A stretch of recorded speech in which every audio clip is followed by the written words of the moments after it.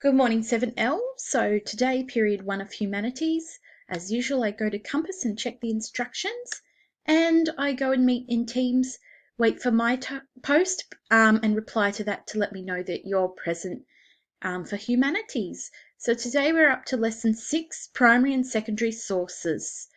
So the essential question, using historical sources as evidence, how do we identify the motives and actions of people in ancient China? The purpose of the lesson is to learn what are primary and secondary sources. So some of you might already have an idea, some of you might not have any idea, and that's okay.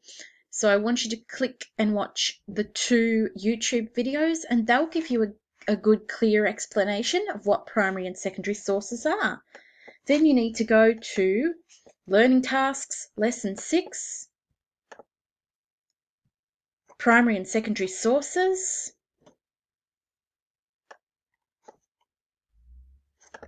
Open that up.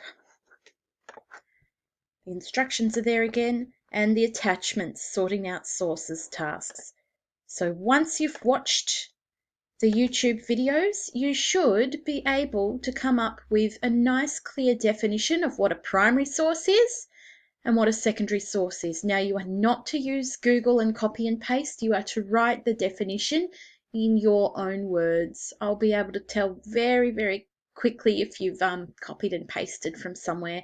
So put it in your own words, because I want to hear your understanding of a primary source and a secondary source. I want to hear if those videos taught you well enough to understand them. Okay?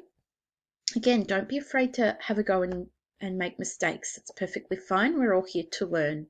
So write your own definition in your own words, and then you fill out the table by placing each example under the correct heading. So I've got lots of examples here in this box, and you just need to copy and paste them or type them out below. So thinking of what a primary source is, I'm going through the list, and I can see, for example, I've got a cave painting. So that's something that was done at the time. So that would go here under primary sources. And then I could see I've got Hum's Alive textbook. That's something that's created after things in history have happened. So I'd put that in secondary sources. Continue on until I've finished it all. If there's any that you're really stuck on and you're not sure, just have a go. Okay? And I'll have a look and we can go through this later together as a class. All right, and that's your task for today. Once you're done, submit to Compass for me under the learning task, and then I want you to go and have a look, see if you've got any humanities tasks overdue.